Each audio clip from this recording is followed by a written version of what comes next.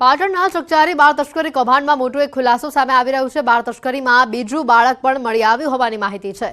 બાળકને દાટી દેવાયું હતું અને તે સ્થળે પહોંચી છે હાલ પોલીસ। દાટી દેનાર બે આરોપીઓ સાથે પોલીસની તપાસ સામે આવી રહી છે। પાટણના સમી તાલુકાના દાદર ગામ પાસેથી પસાર થતી બનાસ નદીમાં બાળકને દાટી દેવામાં આવ્યું હતું। પાટણ એસઓજીની ટીમ આરોપીઓ સાથે જ્યાં બાળકને દાટવામાં આવ્યું છે તે સ્થળ ઉપર પહોંચી સરકારી વિડીયોગ્રાફર, એફએસએલની ટીમ, પેનલ ડોક્ટર ટીમ, મામલતદાર આ સહિતની ટીમ પણ સ્થળ પર સાથે પહોંચી છે। સુરેશ ઠાકોરે પાટણના નિસંતાન દંપતીને આપેલું બાળક હાલ પાલનપુરના બાળ શિશુગૃહમાં સલામત હોવાનું સામે આવ્યું છે।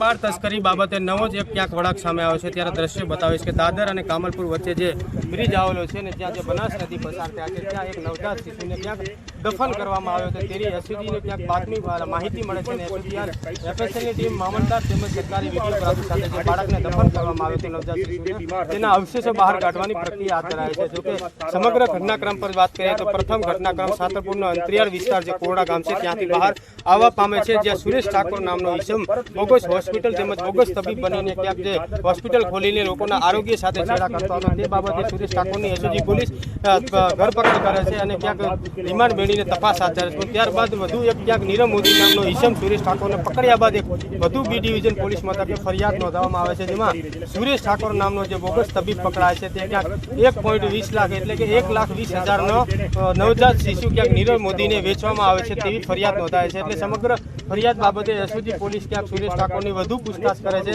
અને સમગ્ર ઘટનામાં સુરેશના ઠાકોરનો સાથીદાર ક્યાંક શિલ્પા ઠાકોરનો પણ સમગ્ર બાળ તસ્કરીમાં બહાર નામ આપવા પામે છે અને એસઓજી પોલીસ સુરેશ ઠાકોર અને શિલ્પા ઠાકોરને ક્યાંક રિમાન્ડ મેળવીને સમગ્ર ઘટના બાબતે ઊંડાણપૂર્વક તપાસ કરી રહ્યો છે। ત્યાં જે વધુ નામ આવે છે ત્યાં બનાસકાંઠાના થરાના સંસ્કાર હોસ્પિટલમાં કામ કરતો રૂપસિંહ ઠાકોર, સમગ્ર બાળક ક્યાંક રૂપસિંહ ઠાકોર દ્વારા સુરેશ અને શિલ્પાને આપવામાં આવે છે અને તે જ બાળક ક્યાંક નીરવ મોદીને આપવામાં આવે છે અને નીરવ મોદી ત્યારબાદ બાળક તંદુરસ્ત ના રહેતા સુરેશ ઠાકોરને આ બાળક પરત કરે છે અને ત્યારબાદ પૈસાની માંગણી કરતા સુરેશ ઠાકોર આ બાળકનો પૈસા પરત આપતો નથી અને સમગ્ર બાળકને વેચવાનો કાંડ છે તે બહાર આવવા પામે છે। સમગ્ર મામલે જ્યારે પોલીસ તપાસ કરી રહ્યો ત્યારે ત્યાં સુરેશ ઠાકોર અને શિલ્પા ઠાકોર ક્યાંક બનાસકાંઠા વિસ્તારમાં જે ગઢ પોલીસ મથક છે તે વિસ્તારમાં નવજાત શિશુને ક્યાંક બિનવારસી ત્યજી દેવામાં આવે છે। ત્યાં ગઢ પોલીસ દ્વારા ક્યાંક બિનવારસી બાળક મળવા બાબતે ફરિયાદ નોંધાય છે અને જે નવજાત બાળક છે તે શિશુગૃહમાં રાખવામાં આવે છે। ત્યારે આ બાળક હાલ ક્યાંક તંદુરસ્ત છે, પરંતુ આ સમગ્ર ઘટનામાં બે વધુ નામ આવે છે, ધીરેન દેસાઈ અને નરેશ ઠાકોરના। નરેશ ઠાકોરને બંનેને પકડીને પૂછતાછ કરવામાં આવ્યો હતો। ક્યાંક વધુ એક બાળકના લે વેચનો સોદો કર્યો હોય તેવી ક્યાંક ઘટનાક્રમ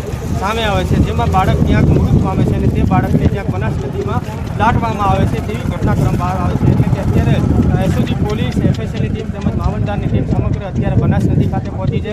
આરોપી શિલ્પા ઠાકોરને પણ સાથે રાખવામાં આવે છે, તે જગ્યાએ બાળકને દફન કરવામાં આવે છે, તેના અવશેષો બહાર કાઢવાની પ્રક્રિયા હાથ ધરાઈ રહી છે। પરંતુ ચોક્કસ કહીએ કે અત્યાર સુધી માત્ર એક બાળકની વાત હતી, તેમાં ક્યાંક હવે એક વધુ બાળક મળી આવે છે। એટલે ચોક્કસ કહીએ કે સુરેશ ઠાકોર, શિલ્પા ઠાકોર તેમજ આજે 5 આરોપીઓ એસઓજીએ પકડ્યા છે, તે 5 આરોપીઓ દ્વારા અન્ય કેટલા બાળકોની તસ્કરી કરી છે તે સૌથી મોટો સવાલ ઊભો થઈ રહ્યો છે। પરંતુ હાલની દ્રષ્ટિએ વાત કરીએ તો એસઓજીની ટીમ, એફએસએલની ટીમ તેમજ મામલતદારની ટીમ જે જગ્યાએ બાળકને દફન કરવામાં આવ્યો છે તે બાળકને અવશેષો બહાર કાઢવાની પ્રક્રિયા હાથ ધરી છે।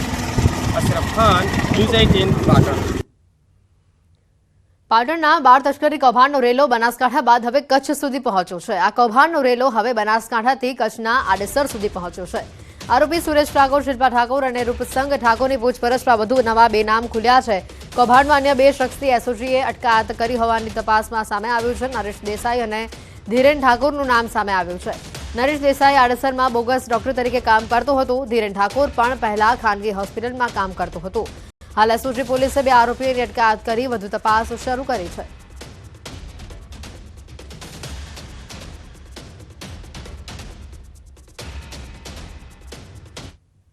આઈપીએસ કરણરાજ વાઘેલાની મુશ્કેલીઓ વધી છે। કરણરાજ વાઘેલા સહિત 5 લોકો સામે સમન્સ કાઢવા હુકમ કરવામાં આવ્યો છે। 4 વર્ષ પહેલા ભાવનગરના વેપારીને માર મારી વડોદરા લાવવામાં આવ્યો હતો। સીસીટીવીએ પોલીસ કર્મીઓની મુશ્કેલી વધારી છે। કમ્પ્યુટર એન્જિનિયરનું અપહરણ કરી માર મારવામાં આવ્યો હોવાનો આરોપ છે। 4 વર્ષ પૂર્વે ખાનગી વાહનમાં ધસી જઈ દુકાનમાં ઘૂસીને માર માર્યો હતો। ઢોર મારવામાં આવ્યો હતો। 5 લોકો દ્વારા માર માર્યા બાદ અપહરણ કરવામાં આવ્યું હતું। આરોપીમાં માંજલપુર પોલીસ સ્ટેશનના તત્કાલીન PSI Shrilana, head constable Thakor Amardeepsinh Chauhan, Mehuldan ગઢવીનો પણ સમાવેશ છે. આઈપીએસ કનરાજસિંહ વાઘેલા સહિત તમામ આરોપીઓ સામે 12 ડિસેમ્બરે સમન્સ ઇસ્યુ કરવામાં આવ્યું હોવાનું કોર્ટનો હુકમ હતો. વડોદરાના ચીફ જ્યુડિશિયલ મેજિસ્ટ્રેટ દ્વારા તારીખ 11/11ના રોજ ઉપરોક્ત જણાવેલ કલમ હેઠળના ફોજદારી ઇન્કવાયરીને મંજૂર કરી અને આરોપીઓની સામે કેસ રજીસ્ટર કરવાનો હુકમ કરવામાં આવેલો હતો. વધુમાં આ કામના આરોપીઓ સામે 447, 504, 506 અપક્લોઝ 2, 325, 323, 327, 341, 342 અને 114ના સબબ ગુનામાં ફોજદારી કાર્યનીતિ અધિનિયમ 2004 મુજબ તારીખ 18/12/2024ના રોજ સમન્સ ઇસ્યુ કરવામાં હુકમ કરવામાં આવેલ છે. જેના અનુસંધાને નામદાર કોર્ટે પોલીસ પાસે ચાર્જશીટની પણ માંગણી કરેલી છે. આણંદના ઉમરેઠમાં નગરપાલિકાના ચીફ ઓફિસરને માર મારવામાં આવ્યો. બિનઅધિકૃત રીતે લગાવેલા જાહેરાતના બેનર હટાવવાની કામગીરી દરમિયાન આરોપીઓએ મનપાના ચીફ ઓફિસર અને કર્મીઓને માર માર્યો. ચીફ ઓફિસર ભારતીબેન સોમાણીએ આક્ષેપ કરતા જણાવ્યું છે કે બાગે સિરાજી રેસીડેન્સીના હોર્ડિંગ્સ હટાવવા દરમિયાન ટોળાએ હુમલો કર્યો, જાહેરમાં તમાચા માર્યા તેમજ નગરપાલિકાના અન્ય કર્મીઓ સાથે મારામારી કરી હતી. સમગ્ર મામલે પોલીસે ફરિયાદ નોંધવા તજવીજ હાથ ધરી છે.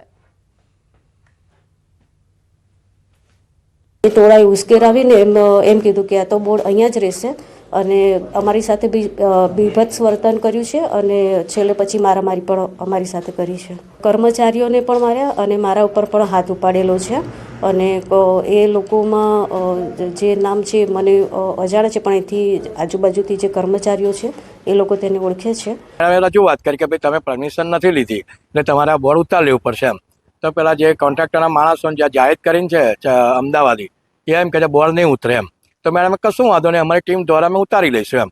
તો મેડમ અમને સૂચના આપી તે પહેલાં તો મેડમ ઉપર વાર કર્યો, લાફો માર્યો અને ગમે તેવા જાતિવાચક શબ્દો બોલી અને બેનને મારી નાખવાની ધમકી આપી. રાજકોટ મનપાના સસ્પેન્ડેડ પૂર્વ ટીપીઓ મનસુખ સાગઠિયા ફરી વિવાદમાં આવ્યા છે. કોર્ટમાં તારીખ દરમિયાન સંબંધીઓને મળી રહ્યો હોવાનો વિડીયો વાયરલ થયો છે. કોર્ટની તારીખ દરમિયાન સાગઠિયા રાજકોટ કોર્ટમાં હાજર કરાયો હતો અને કોર્ટ પરિસરમાં સંબંધીઓને તે મળતો જોવા મળી રહ્યો છે. પોલીસની હાજરીમાં જ સાગઠિયા સંબંધીઓને મળતા હોવાનો આ વિડીયો વાયરલ થયો છે. વિડીયો વાયરલ થતાં ટીઆરપી કાંડમાં ભોગ બનનાર વકીલ સુરેશ ફળદુનું નિવેદન સામે આવ્યું. સાગઠિયા એસીબીની તારીખ દરમિયાન મળ્યા હોય તેવી શક્યતા છે અને આ રીતે મળવું તે ગેરકાયદે છે. કોઈપણ વ્યક્તિ પરિવારજનોને મળવું હોય તો કોર્ટની પરવાનગી લેવી એ ફરજિયાત હોય છે, એમ પણ વકીલનું નિવેદન સામે આવ્યું છે.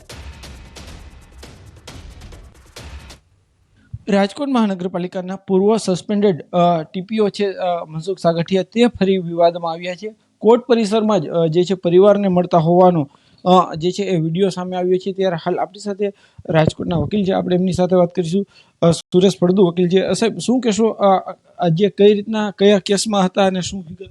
જ્યારે પણ આરોપીઓને પરિવાર સાથે મળવાનું હોય અથવા એડવોકેટ એંગેજ કરવા સંબંધે કોઈ વાતચીત કરવાની હોય ત્યારે નામદાર અદાલતની પરવાનગી વગર આરોપીઓને મળવા દેવામાં આવતા નથી.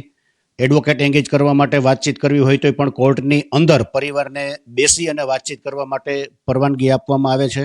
એ સિવાય આરોપીને એના પરિવારજનોને મળવા, ચા પાણી પીવા કે પાણી પણ પીવા દેવા પરવાનગી આપવામાં આવતી નથી. આ ટીઆરપી અગ્નિકાંડની વાત થઈ. 2 દિવસ પહેલાં જે આ ઘટના ઘટેલ છે ત્યારે કોઈ ટીઆરપી અગ્નિકાંડની મુદત ન હતી. સાગઠિયા સામે કુલ 3 કેસ દાખલ થયેલ છે. એક ફોર્જરીનો છે, એક ટીઆરપી અગ્નિકાંડ છે અને એક એસીબીનો કેસ છે.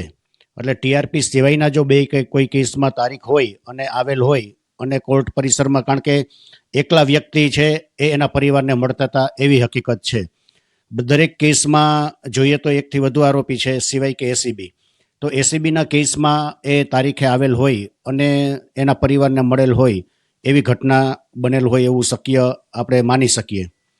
કોઈ પણ આરોપી છે એ આરોપીને એના પરિવારને મળવું છે તો તેના માટે એને પહેલાં અદાલતની પરવાનગી લેવી પડે. અદાલતની પરવાનગીમાં કયા બાબતે મળવું છે, કયા હકીકત છે, શું બાબત છે એ પહેલાં અદાલતને એને કહેવી પડે. રહી જમવાની વાત, તો જમવાની પરવાનગી આપવામાં નથી આવતી એટલા માટે કે જેલમાંથી જમાડી અને પછી જ મુદતે મોકલવામાં આવે છે. રહી વાત કોઈ કેસ બાબતે ડિસ્કશન કરવાની, તો એડવોકેટે ડિસ્કશન કરવાની હોય કેસ સંબંધી તો એડવોકેટ ડિસ્કશન કરી શકે છે એ અદાલતની પરવાનગી લઈ. અને એના પરિવારજનોને મળવું હોય તો પણ એ અદાલતમાં છે એ પરવાનગી લીધા વગર મળી શકતા નથી. મહેસાણાથી સમાચાર આવી રહ્યા છે. જિલ્લાની 4 હોસ્પિટલોને 5 ગણી પેનલ્ટી ભરવાનો હુકમ આપવામાં આવ્યો છે. કડીની ભાગ્યોદય હોસ્પિટલને ₹1.10 લાખની પેનલ્ટી ઇસ્યુ કરાઈ છે. લાયન્સ હોસ્પિટલને 65,435 પેનલ્ટી ઇસ્યુ કરાઈ છે, તો નૂતન જનરલ હોસ્પિટલને 45,850ની પેનલ્ટી, શંકુસ હોસ્પિટલને 65,100ની પેનલ્ટી, વિસનગરની કૃષ્ણા મલ્ટી હોસ્પિટલને ₹1.14 લાખ દર્દીને પરત કરવાની નોટિસ અપાઈ છે. એપેન્ડિક્સનું ઓપરેશન PMJAY યોજનામાં ન થઈ શકે તેમ કહીને પૈસા લીધા હતા. PMJAY હેઠળ દર્દીઓ પાસેથી 4 હોસ્પિટલોએ ડિપોઝિટ સહિત ચાર્જ વસૂલ્યો હતો. 7 દિવસમાં પેનલ્ટી જમા નહીં કરાવે તો યોજનાની માર્ગદર્શિકા મુજબ પગલાં લેવામાં આવશે.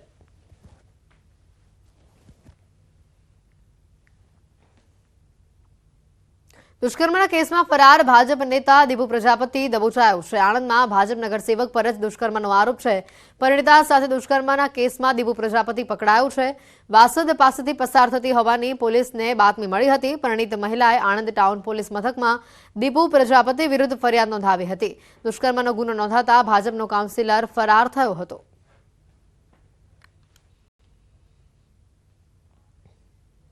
ભરૂચના સુત્રેલ ગામે 3 દિવસ પહેલા તસ્કરોએ ચોરીની ઘટનાને અંજામ આપ્યો છે, જેમાં કુલ 16.13 લાખની મત્તાની ચોરી કરવામાં આવી છે, જે ઘટનાના CCTV ફૂટેજ સામે આવ્યા છે.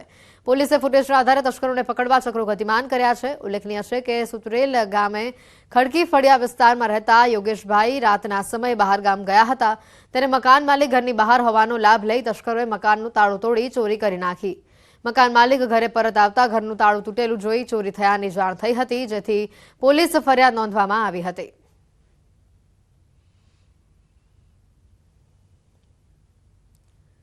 છોટાઉદેપુર શિક્ષક દ્વારા ધોરણ 9ની વિદ્યાર્થીની સાથે અડપલા કરવાના ગુનામાં પોલીસે આરોપી શિક્ષકને તેના વતનમાંથી ઝડપી લીધો છે. શિક્ષક દ્વારા વિદ્યાર્થીની સાથે વારંવારની વિભત્સ માંગણીઓ કરવામાં આવતી હતી. આખરે કંટાળી વિદ્યાર્થીને વાલીને વાત જણાવતા પોલીસ ફરિયાદ કરવામાં આવી છે. આરોપી શિક્ષક સંજય પારેખ ફરાર થતા પોલીસે આણંદના ખોળેલ ગામથી ઝડપી કાયદેસરની કાર્યવાહી હાથ ધરી છે.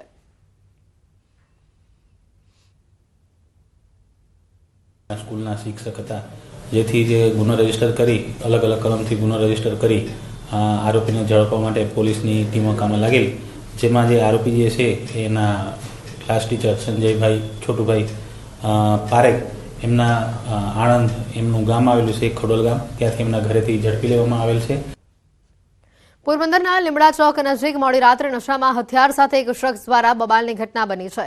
આ મામલે કીર્તિ મંદિર પોલીસે પોતે જ ફરિયાદી બની આરોપી રાજુ રાણા ઉડેદરા વિરુદ્ધ ગુનો નોંધાવ્યો છે.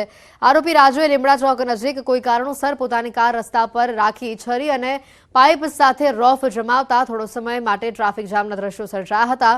આ મામલે કીર્તિ મંદિર પોલીસે આરોપી વિરુદ્ધ ગુનો નોંધી આરોપીની ધરપકડ કરી છે. કીર્તિ મંદિર પોલીસ તથા LCBએ આરોપીને ઘટના સ્થળે લઈ જઈ સમગ્ર ઘટનાનું રિકન્સ્ટ્રક્શન કરાવ્યું હતું.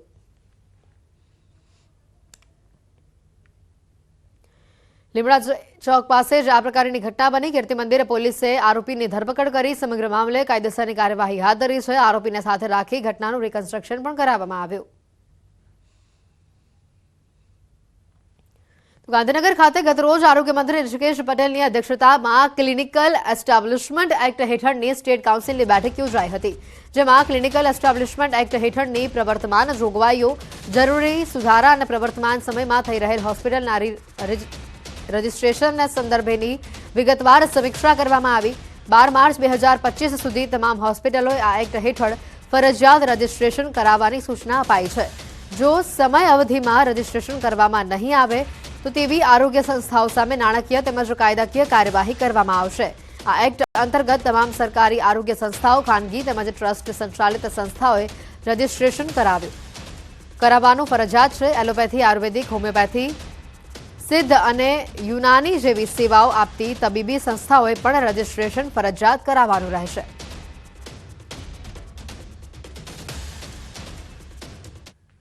વિશ્વભરમાં દર 1 ડિસેમ્બરે વિશ્વ એઇડ્સ દિવસ મનાવવામાં આવે છે, ત્યારે Gujarat state AIDS control society અને નેશનલ એઇડ્સ કંટ્રોલ ઓર્ગેનાઇઝેશન સાથે મળીને વિશાળ જાગૃતતા અભિયાનનું આયોજન કરશે.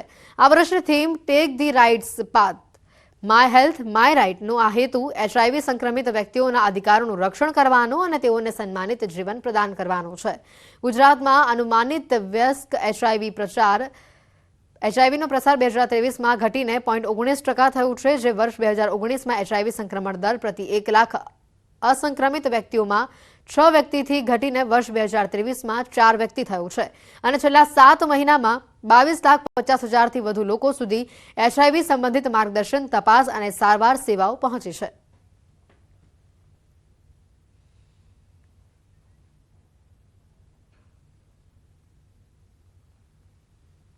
બુલેટિનમાં અત્યારે ફક્ત આટલું જ. રજા આપશો. નમસ્કાર.